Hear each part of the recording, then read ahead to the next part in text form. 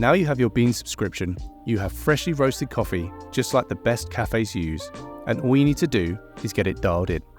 I'm Michael, a UK coffee tasting champion and world coffee tasting finalist, and I'm here to help you dial in your next coffee.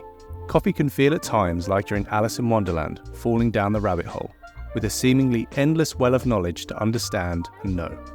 Hopefully, with this video, you'll feel more comfortable taking those first steps into learning the foundations of great espresso.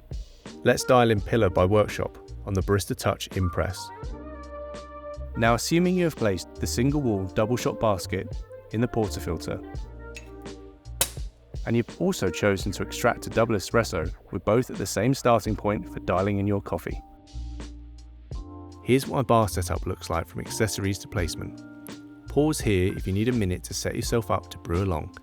At a minimum, grab a dry towel. This is a real crowd-pleasing coffee. Super full-bodied mouthfeel and really low acidity. It's a single origin from Brazil and has tasting notes of cacao nib, dates and walnut.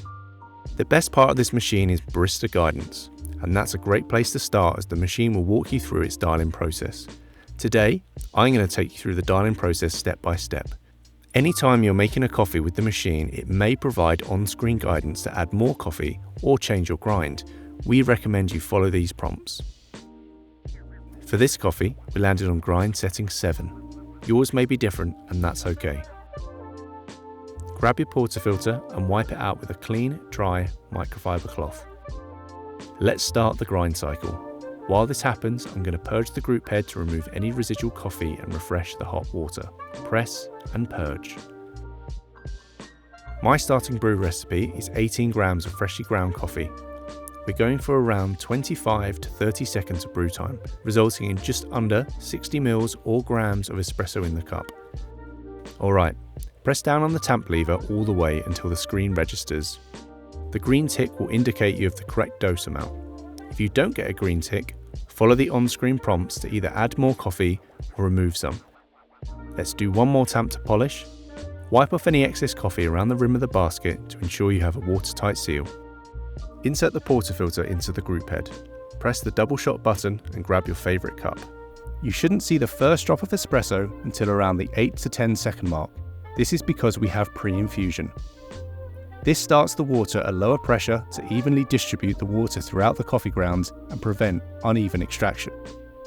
This will result in a slow saturation of the coffee bed and a full extraction of the sugars, acids, omegas and lipids that make up a delicious espresso. If your shot is extracted correctly, it will stop running after 25 to 32 seconds of contact time. Okay, let's give the coffee a swirl. Not only does this look fantastic, it allows the layers of espresso extraction to combine for a balanced, delicious and well-extracted drink. Did your espresso look and taste like mine? The number one goal of adjusting the grind is either to slow down or speed up the flow of water through the coffee bed. Don't be afraid of this step, we can always adjust it back. If the water is too fast, the coffee may be sour. This is called under-extraction. Adjust the grind a couple of notches finer to slow down the water through the bed. If the flow is too slow, the coffee could taste bitter or roasty. This is called over-extraction. Adjust the grind a couple of notches coarser to speed up the flow of water through the coffee bed. Over time, all these steps will become second nature, and you'll go from having good coffee sometimes to great coffee every time.